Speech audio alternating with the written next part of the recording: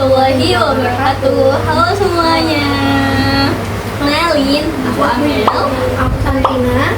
Oke, jadi kali ini aku juga Sasa bakalan bincang-bincang nih tentang gimana sih poin-poin Pancasila di era sekarang nih, nggak Sa? Nah, jadi buat kalian yang udah nungguin nih, emangnya kita mau bahas apa sih? Tunggu apa lagi? Let's go! Jadi di poin pertama ini kami bakalan mulai nih, yaitu pastinya dengan sila pertama Pancasila kita yang berbunyi ketuhanan yang Maha Esa. Nih, dari poin ini aja kita tuh udah tahu kan, kayak harapannya itu adalah sebuah negara di mana sebuah masyarakatnya itu dipenuhi oleh orang-orang yang bertoleransi, di mana diskriminasi itu tidak ada. Ya, terus juga kayak bagaimana kebebasan kita sebagai masyarakat di negara ini tuh untuk memeluk apapun agama yang kita percayai.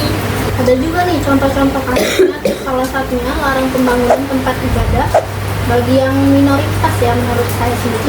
Itu benar-benar berbanding terbalik nggak sih dengan poin apa yang sudah diharapkan oleh orang-orang terdahulu kita untuk Indonesia yang masa sekarang ini.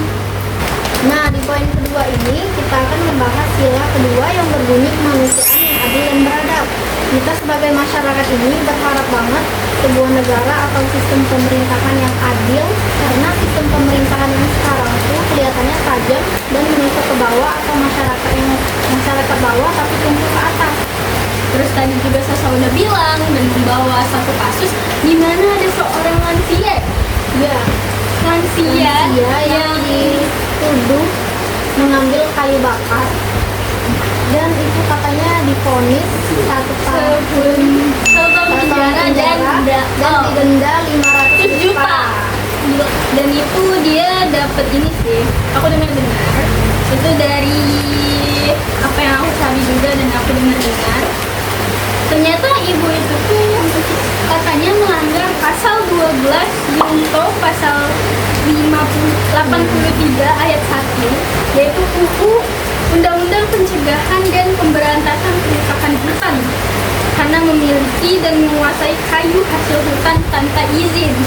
Aduh, ini kan ya, pemerintahnya sendiri itu menipu sumber daya alam kita tanpa memikirkan konsekuensi yang ada. Oke, kita lanjut lagi, yaitu ada sila ketiga, yaitu Persatuan Indonesia.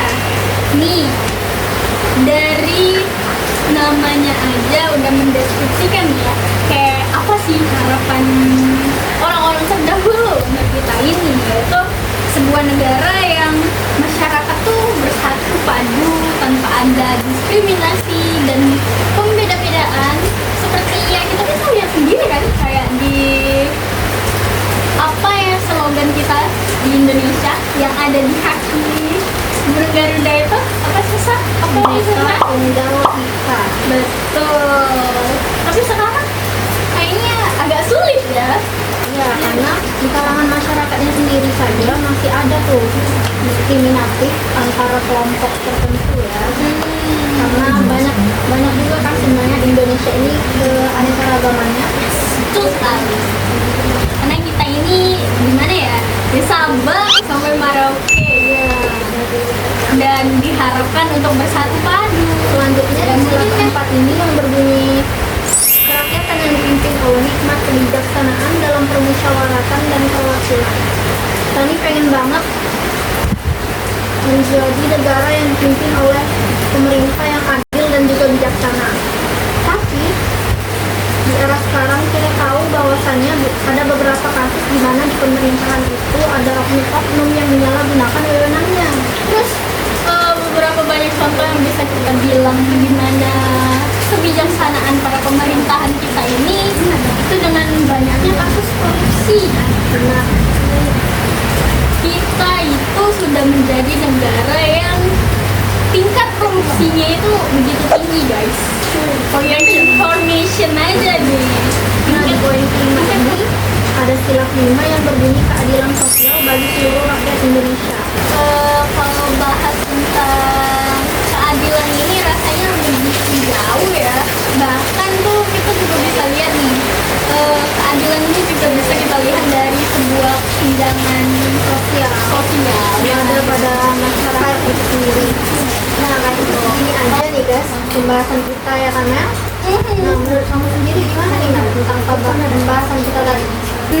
Kalau untuk aku sendiri sih kayaknya memang emang antara harapan dan apa yang terjadi itu benar-benar beda ya. Jadi kayak mungkin apa salahnya dan apa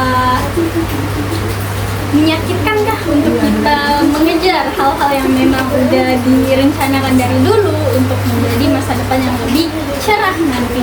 Kalau menurutmu sendiri tuh gimana Sal? Dengan pembahasan kita tadi itu emang susah banget ya buat kita sendiri dan masyarakat kita ini serta pemerintahnya untuk merubah keadaan yang sekarang bertolak belakang dengan poin-poin Pancasila tadi. Nah, tapi kalau kita mau berubah, kita itu pasti bisa karena perubahan itu dimulai dari diri kita sendiri ya kan Mel? Yes. Jadi terima kasih sudah mendengarkan kami. Aku Amelinda Dan aku Sabrina. bertemu kembali dengan kami nanti. Dadah. Dadah.